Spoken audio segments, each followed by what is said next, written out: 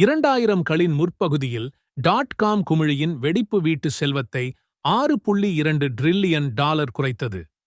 வீட்டுக் குமிழியின் முடிவு $8 டிரில்லியன் அதிகமாக குறைத்தது. சமூக ரீதியாக பேரழிவுகரமான நிதிக் குமிழிகள் எப்படி இருக்கும் என்பதை மிகைப்படுத்துவது கடினம். அவை உயிர்களை அழிக்கின்றன. இவை ஏன் நிகழ்கின்றன? மேலும் ஏன் இவ்வாறு இருக்கிறது? ஏன் நம்மால் பாடம் கற்றுக்கொள்ள முடியவில்லை? இங்குள்ள பொதுவான பதில் என்னவென்றால், மக்கள் பேராசை கொண்டவர்கள். பேராசை என்பது மனித இயல்பின் அழியாத அம்சமாகும். அது உண்மையாக இருக்கலாம். பெரும்பாலானவர்களுக்கு இது ஒரு நல்ல பதில். ஆனால் அத்தியாயம் 1 இலிருந்து நினைவில் கொள்ளுங்கள், யாரும் பைத்தியமில்லை. மக்கள் வருத்தம் தெரிவிக்கும் நிதி முடிவுகளை எடுக்கிறார்கள். மேலும் அவர்கள் பெரும்பாலும் குறைந்த தகவல்களுடனும் தர்க்கமில்லாமல் அவ்வாறு செய்கிறார்கள். ஆனால் முடிவுகள் எடுக்கப்பட்ட போது அவை அவர்களுக்கு அர்த்தமுள்ளதாக இருந்தன. குமிழிகளை பேராசையின் மீது குற்றம் சாட்டுவதும் அங்கு நிறுத்துவதும் மக்கள் எப்படி, ஏன் பேராசை முடிவுகளைப் போல தோற்றமளிக்கிறார்கள் என்பதைப் பற்றிய முக்கியமான பாடங்களை தவறவிடுகின்றன. குமிழிகள் ஏன் கற்றுக்கொள்வது கடினம் என்பதன் ஒரு பகுதி என்னவென்றால், அவை புற்றுநோயைப் போல இல்லை. அங்கு ஒரு பயாப்சி நமக்கு தெளிவான எச்சரிக்கையையும் நோயறிதலையும் அளிக்கிறது. அவர்கள் ஒரு அரசியல் கட்சியின் எழுச்சி மற்றும் வீழ்ச்சிக்கு நெருக்கமாக உள்ளனர். அங்கு முடிவு பின்னோக்கி அறியப்படுகிறது. ஆனால் காரணம் மற்றும் குற்றம் ஒருபோதும் ஒப்புக்கொள்ளப்படவில்லை. முதலீட்டு வருமானத்திற்கான போட்டி கடுமையானது. மேலும் ஒவ்வொரு சொத்தையும் ஒவ்வொரு கட்டத்திலும் யாராவது ஒருவர் சொந்தமாக வைத்திருக்க வேண்டும். அதாவது, குமிழிகள் பற்றிய வெறும் யோசனை எப்போதும் சர்ச்சைக்குரியதாக இருக்கும். ஏனென்றால் அவர்கள் அதிக மதிப்புள்ள சொத்தை வைத்திருக்கிறார்கள் என்று யாரும் நினைக்க விரும்பவில்லை. பின்னோக்கி பார்த்தால், நாம் பாடங்களை கற்றுக்கொள்வதை விட இழிந்த விரல்களை சுட்டிக்காட்ட அதிக வாய்ப்புள்ளது. குமிழிகள் ஏன் ஏற்படுகின்றன என்பதை நம்மால் முழுமையாக விளக்க முடியும் என்று நான் நினைக்கவில்லை. இது போர்கள் ஏன் நிகழ்கின்றன என்று கேட்பது போன்றது. கிட்டத்தட்ட எப்போதும் பல காரணங்கள் உள்ளன. அவற்றில் பல முரண்படுகின்றன. அவை அனைத்தும் சர்ச்சைக்குரியவை. எளிமையான பதில்களுக்கு இது மிகவும் சிக்கலான ஒரு பொருள். ஆனால் அவை நிகழும் ஒரு காரணத்தை நான் முன்மொழிகிறேன். அவை இரண்டும் கவனிக்கப்படாமல் தனிப்பட்ட முறையில் உங்களுக்கு பொருந்தும். முதலீட்டாளர்கள் பெரும்பாலும் அப்பாவித்தனமாக மற்ற முதலீட்டாளர்களிடமிருந்து குறிப்புகளை எடுத்துக்கொள்கிறார்கள். அவர்கள் இருப்பதை விட வித்தியாசமான விளையாட்டை விளையாடுகிறார்கள். நிதியில் ஒரு யோசனை உள்ளது. அது அப்பாவி என்று தோன்றுகிறது. ஆனால் கணக்கிட முடியாத சேதத்தை ஏற்படுத்தியுள்ளது. முதலீட்டாளர்களுக்கு வெவ்வேறு குறிக்கோள்கள் மற்றும் நேர எல்லைகள் உள்ள உலகில் சொத்துக்களுக்கு ஒரே பகுத்தறிவு விலை உள்ளது என்ற கருத்து இது. உங்களை நீங்களே கேட்டுக்கொள்ளுங்கள், கூகிள் பங்குகளுக்கு இன்று நீங்கள் எவ்வளவு செலுத்த வேண்டும்? பதில், நீங்கள் யார் என்பதை பொறுத்தது. உங்களுக்கு 30 ஆண்டு கால வரம்பு இருக்கிறதா? பின்னர் செலுத்த வேண்டிய புத்திசாலித்தனமான விலை அடுத்த 30 ஆண்டுகளில் கூகிளின் தள்ளுபடி செய்யப்பட்ட பணப்புழக்கங்களைப் பற்றிய நிதானமான பகுப்பாய்வை உள்ளடக்கியது. நீங்கள் 10 ஆண்டுகளுக்குள் பணத்தை எடுக்க விரும்புகிறீர்களா? அடுத்த தசாப்தத்தில் தொழில்நுட்பத் துறையின் திறனை பகுப்பாய்வு செய்வதன் மூலமும், கூகிள் நிர்வாகம் அதன் பார்வையில் செயல்படுத்த முடியுமா என்பதன் மூலமும் செலுத்த வேண்டிய விலையை கண்டுபிடிக்க முடியும். ஒரு வருடத்திற்குள் விற்க விரும்புகிறீர்களா? பின்னர் கூகிளின் தற்போதைய தயாரிப்பு, விற்பனை சுழற்சிகள் மற்றும் எங்களுக்கு ஒரு கரடி சந்தை இருக்குமா என்பதில் கவனம் செலுத்துங்கள். நீங்கள் ஒரு நாள் வணிகரா? பின்னர் செலுத்த வேண்டிய புத்திசாலித்தனமான விலை யார் கவலைப்படுகிறார்கள்? ஏனென்றால் இப்போதைக்கும் மதிய உணவு நேரத்திற்கும் இடையில் என்ன நடக்கிறது என்பதிலிருந்து சில ரூபாயை கசக்க முயற்சிக்கிறீர்கள். அதை எந்த விலையிலும் சாதிக்க முடியும். முதலீட்டாளர்களுக்கு வெவ்வேறு குறிக்கோள்கள் மற்றும் நேர எல்லைகள் இருக்கும்போது, அவர்கள் ஒவ்வொரு சொத்து வகுப்பிலும் செய்யும்போது, ஒரு நபருக்கு அபத்தமாகத் தோன்றும் விலைகள் மற்றொருவருக்கு அர்த்தமுள்ளதாக இருக்கும். 1990களில் .com குமிழியை எடுத்துக்கொள்ளுங்கள். மக்கள் யாக்கூவை பார்க்கலாம். 1999இல் பங்கு வைத்து, அது பைத்தியம், 1 பில்லியன் மடங்கு வருவாய், மதிப்பீடு, எந்த அர்த்தமும் இல்லை. ஆனால் யாக்கூவைச் சேர்ந்த பல முதலீட்டாளர்கள் 1999ஆம் ஆண்டில் பங்கு மிகவும் குறுகிய நேர எல்லைகளைக் கொண்டிருந்தது. அவர்கள் ஒரு ஆபத்தமான விலையை செலுத்துவது அர்த்தமுள்ளதாக இருந்தது. ஒரு நாள் வர்த்தகர் தங்களுக்கு தேவையானதை செய்ய முடியும், அது யாக்கூ. அந்த நாளில் அது சரியான திசையில் நகரும் வரை ஒரு பங்குக்கு $5 அல்லது ஒரு பங்குக்கு $500 இருந்தது. பல ஆண்டுகளாக அது இருந்தது. நிதி பற்றிய ஒரு இரும்பு விதி என்னவென்றால், பணம் துரத்துகிறது, அது முடிந்தவரை அதிகபட்சமாக திரும்பும். ஒரு சொத்து வேகத்தைக் கொண்டிருந்தால் அது ஒரு குறிப்பிட்ட காலத்திற்கு தொடர்ந்து முன்னேறி வருகிறது. குறுகிய கால வர்த்தகர்களின் குழு அது தொடர்ந்து முன்னேறும் என்று கருதுவது பைத்தியம் அல்ல. காலவரையின்றி அல்ல, அவர்களுக்கு தேவையான குறுகிய காலத்திற்கு மட்டுமே. வேகமானது குறுகிய கால வர்த்தகர்களை நியாயமான முறையில் ஈர்க்கிறது. பின்னர் அது பந்தயங்களுக்குச் செல்கிறது. குறுகிய கால வருவாயின் வேகம் போதுமான பணத்தை ஈர்க்கும்போது குமிழிகள் உருவாகின்றன. முதலீட்டாளர்களின் ஒப்பனை பெரும்பாலும் நீண்ட காலத்திலிருந்து பெரும்பாலும் குறுகிய காலத்திற்கு மாறுகிறது. அந்த செயல்முறை தானாகவே ஊட்டமளிக்கிறது. வர்த்தகர்கள் குறுகிய கால வருவாயை அதிகரிப்பதால் அவர்கள் இன்னும் அதிகமான வர்த்தகர்களை ஈர்க்கிறார்கள். விரைவில் அது பெரும்பாலும் அதிக நேரம் எடுக்காது. அதிக அதிகாரம் கொண்ட மேலாதிக்க சந்தை விலை நிர்ணயம் செய்பவர்கள் குறுகிய கால எல்லைகளைக் கொண்டவர்கள். குமிழிகள் மதிப்புகள் உயர்வை பற்றி அதிகமில்லை. இது வேறு ஒன்றின் அறிகுறியாகும். குறுகிய கால வர்த்தகர்கள் களத்தில் நுழையும்போது நேர எல்லைகள் சுருங்குகின்றன. .com குமிழி எதிர்காலத்தை பற்றிய பகுத்தறிவற்ற நம்பிக்கையின் காலம் என்று சொல்வது பொதுவானது.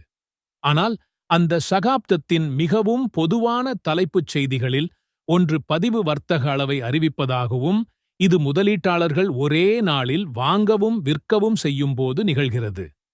முதலீட்டாளர்கள், குறிப்பாக விலைகளை நிர்ணயிக்கும் முதலீட்டாளர்கள், அடுத்த 20 ஆண்டுகளைப் பற்றி சிந்திக்கவில்லை.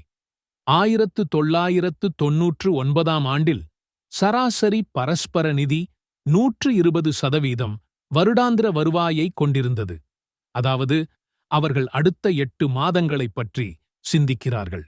அந்த பரஸ்பர நிதிகளை வாங்கிய தனிப்பட்ட முதலீட்டாளர்களும் அவ்வாறே இருந்தனர். மேகி மஹார் தனது புத்தகமான புல் 90களின் நடுப்பகுதியில் பத்திரிகைகள் வருடாந்திர மதிப்பெண் அட்டைகளுக்கு பதிலாக ஒவ்வொரு 3 மாதங்களுக்கும் வெளியான அறிக்கைகளை மாற்றியமைத்தன. இந்த மாற்றம் முதலீட்டாளர்களை செயல்திறனை துரத்தத் தூண்டியது. தரவரிசையில் முதலிடத்திலுள்ள நிதிகளை வாங்க விரைந்தது. அவை மிகவும் விலையுயர்ந்ததாக இருந்தபோது. இது பகல் நேர வர்த்தகம், குறுகிய கால விருப்ப ஒப்பந்தங்கள் மற்றும் நிமிடம் வரை சந்தை வர்ணனை ஆகியவற்றின் சகாப்தமாக இருந்தது. இது நீங்கள் நீண்ட கால பார்வைகளுடன் தொடர்புபடுத்தும் வகையான விஷயம் அல்ல. 2000களின் நடுப்பகுதியில் வீட்டு குமிழியின் போது இதே விஷயம் நடந்தது. அடுத்த 10 ஆண்டுகளுக்கு உங்கள் குடும்பத்தை வளர்க்க 2 படுக்கை அறைகள் கொண்ட புளோரிடா டிராக் வீட்டிற்கு $700,000 செலுத்துவதை நியாயப்படுத்துவது கடினம். ஆனால் விரைவான லாபத்தை ஈட்டுவதற்காக சில மாதங்களில் வீட்டை உயரும் விலைகளுடன் கூடிய சந்தைக்குள் மாற்றத் திட்டமிட்டால் அது சரியான அர்த்தமுள்ளதாக இருக்கும். குமிழியின் போது பலர் இதைத்தான் செய்து கொண்டிருந்தனர்.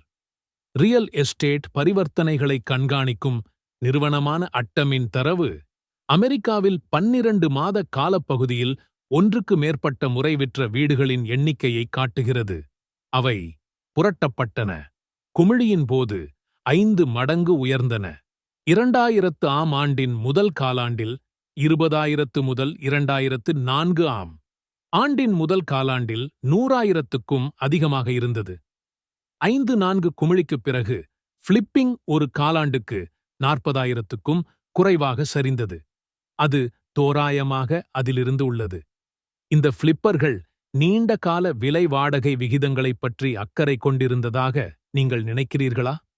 அல்லது அவர்கள் செலுத்திய விலைகள் நீண்ட கால வருமான வளர்ச்சியால் ஆதரிக்கப்பட்டதா? நிச்சயமாக இல்லை. அந்த எண்கள் அவர்களின் விளையாட்டுக்கு பொருந்தவில்லை.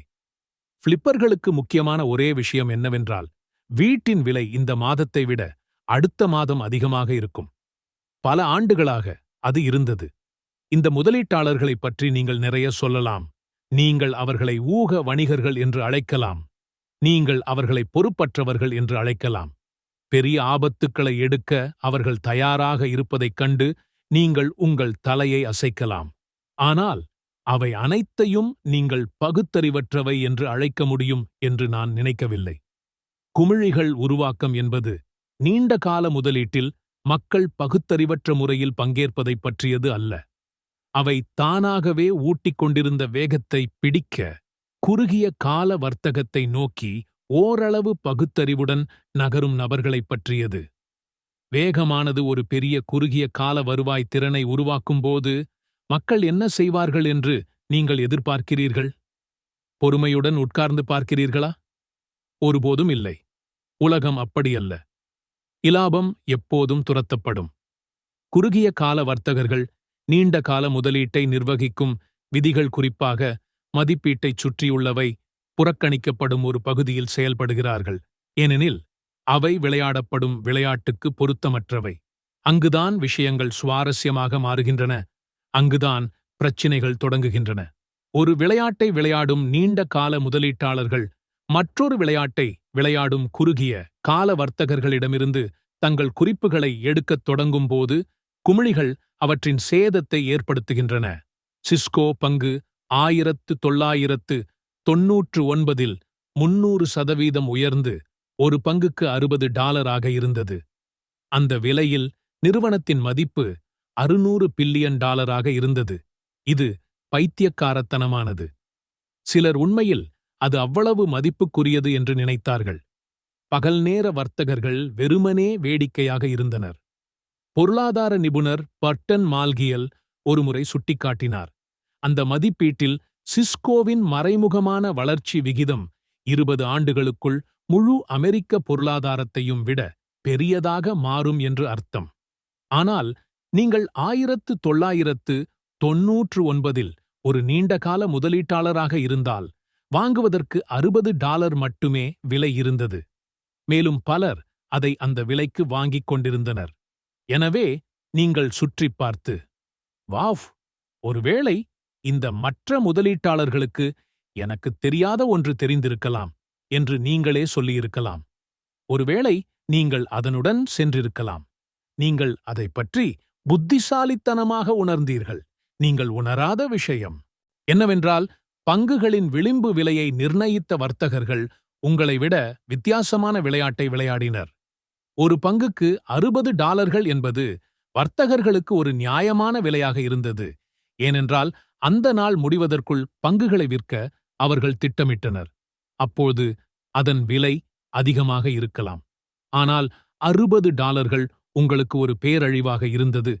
ஏனென்றால் நீங்கள் நீண்ட காலத்திற்கு பங்குகளை வைத்திருக்க திட்டமிட்டிருந்தீர்கள். இந்த 2 முதலீட்டாளர்களும் ஒருவருக்கொருவர் இருப்பதை அரிதாகவே அறிவார்கள். ஆனால் அவர்கள் ஒரே களத்தில் ஒருவருக்கொருவர் நோக்கி ஓடுகிறார்கள். அவர்களின் பாதைகள் கண்மூடித்தனமாக மோதும்போது யாரோ ஒருவர் காயமடைகிறார். பல நிதி மற்றும் முதலீட்டு முடிவுகள் மற்றவர்கள் என்ன செய்கிறார்கள் என்பதை பார்ப்பதிலும், அவற்றை நகலெடுப்பதிலும் அல்லது அவர்களுக்கு எதிராக பந்தயம் கட்டுவதிலும் வேரூன்றியுள்ளன. ஆனால் யாராவது ஏன் இப்படி நடந்து கொள்கிறார்கள் என்று உங்களுக்குத் தெரியாது. C.N.P.C. இல் ஒரு வர்ணனையாளர் நீங்கள் இந்த பங்கை வாங்க வேண்டும் என்று கூறும்போது நீங்கள் யார் என்று அவர்களுக்குத் தெரியாது என்பதை நினைவில் கொள்ளுங்கள். நீங்கள் பொழுதுபோக்குக்காக வர்த்தகம் செய்யும் இளைஞரா? வரையறுக்கப்பட்ட பட்ஜெட்டில் ஒரு வயதான விதவை? ஒரு ஹெட்ஜ் ஃபண்ட் மேலாளர் காலாண்டு முடிவதற்குள் உங்கள் புத்தகங்களை சேமிக்க முயற்சிக்கிறாரா? அந்த 3 நபர்களுக்கும் ஒரே மாதிரியான முன்னுரிமைகள் உள்ளன என்றும் நாம் நினைக்க வேண்டுமா? பைத்தியக்காரத்தனமாக இருக்கிறது. மற்ற முதலீட்டாளர்களுக்கு நம்மை விட வேறுபட்ட குறிக்கோள்கள் உள்ளன என்பதை உணரவில்லை. உயரும் விலைகள் அனைத்து முதலீட்டாளர்களையும் சிறந்த சந்தைப்படுத்துபவர்கள் பொறாமை கொள்ளும் வழிகளில் தூண்டுகின்றன. அவை மதிப்பு உணர்வுள்ள முதலீட்டாளர்களாக மாற்றக்கூடிய ஒரு மருந்து. அவர்கள் இருப்பதை விட வித்தியாசமான விளையாட்டை விளையாடும் ஒருவரின் செயல்களால் தங்கள் சொந்த யதார்த்தத்திலிருந்து பிரிக்கப்படுகிறார்கள். வேறு விளையாட்டை விளையாடும் நபர்களால் திசை திருப்பப்படுவது உங்கள் பணத்தை நீங்கள் எவ்வாறு செலவிட வேண்டும் என்று நினைக்கிறீர்கள் என்பதையும் தூக்கி எறியலாம். இவ்வளவு நுகர்வோர் செலவினம், குறிப்பாக வளர்ந்த நாடுகளில், சமூக ரீதியாக இயக்கப்படுகிறது. நீங்கள் போற்றும் நபர்களால் நுட்பமாக பாதிக்கப்படுகிறது. மேலும் மக்கள் உங்களை பாராட்ட வேண்டும் என்று நீங்கள் நுட்பமாக விரும்புவதால் செய்யப்படுகிறது.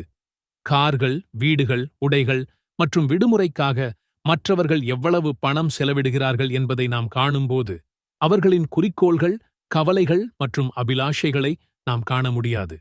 ஒரு மதிப்புமிக்க சட்ட நிறுவனத்தில் பங்குதாரராக இருக்க விரும்பும் ஒரு இளம் வழக்கறிஞர் ஸ்வெட்வாண்டுகளில் வேலை செய்யக்கூடிய ஒரு எழுத்தாளரான எனக்கு எந்த தேவையும் இல்லை என்ற தோற்றத்தை பராமரிக்க வேண்டியிருக்கலாம். ஆனால் அவரது கொள்முதல் எனது சொந்த எதிர்பார்ப்புகளை அமைக்கும்போது நான் ஏமாற்றத்தின் பாதையில் அலைந்து திரிகிறேன். ஏனென்றால் அவர் பெரும் தொழில் ஊக்கமில்லாமல் நான் பணத்தை செலவிடுகிறேன். நம்மிடம் வெவ்வேறு பாணிகள் கூட இல்லாமல் இருக்கலாம். நாங்கள் ஒரு வித்தியாசமான விளையாட்டை விளையாடுகிறோம். இதை புரிந்து கொள்ள எனக்கு பல ஆண்டுகள் பிடித்தன. உங்கள் சொந்த நேர எல்லையை புரிந்து கொள்வதையும் செயல்களால் வற்புறுத்தப்படாமல் இருப்பதையும் விட பணத்துடன் சில விஷயங்கள் அதிகம் முக்கியம் என்பது இங்கே ஒரு திருப்புமுனை. மற்றும் உங்களை விட வெவ்வேறு விளையாட்டுகளை விளையாடும் நபர்களின் நடத்தைகள். நான் பரிந்துரைக்கக்கூடிய முக்கிய விஷயம் என்னவென்றால், நீங்கள் எந்த விளையாட்டை விளையாடுகிறீர்கள் என்பதை அடையாளம் காண உங்கள் வழியை விட்டு வெளியேற வேண்டும். நம்மில் எத்தனை பேர் அவ்வாறு செய்கிறோம் என்பது ஆச்சரியமாக இருக்கிறது. பணத்தை முதலீடு செய்யும் அனைவரையும் கூடைப்பந்து வீரர்களைப் போல முதலீட்டாளர்கள் என்று அழைக்கிறோம். அனைவரும் ஒரே விதிகளுடன் ஒரே விளையாட்டை விளையாடுகிறார்கள். அந்த கருத்து எவ்வளவு தவறானது என்பதை நீங்கள் உணரும்போது, நீங்கள் எந்த விளையாட்டை விளையாடுகிறீர்கள் என்பதை அடையாளம் காண்பது எவ்வளவு முக்கியம் என்பதை நீங்கள் காண்கிறீர்கள். எனது சொந்த பணத்தை நான் எவ்வாறு முதலீடு செய்கிறேன் என்பது 20ஆம் அத்தியாயத்தில் விவரிக்கப்பட்டுள்ளது.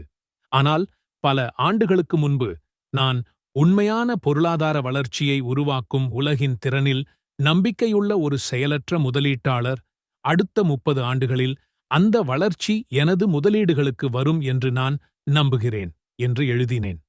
இந்த ஆண்டு சந்தை என்ன செய்தது? அல்லது அடுத்த ஆண்டு எங்களுக்கு மந்தநிலை ஏற்படுமா? நான் விளையாடாத ஒரு விளையாட்டின் ஒரு பகுதியாகும். எனவே நான் அதில் கவனம் செலுத்தவில்லை. இதனால் வற்புறுத்தப்படும் அபாயமும் எனக்கு இல்லை. அடுத்து அவநம்பிக்கை பற்றி பேசலாம்.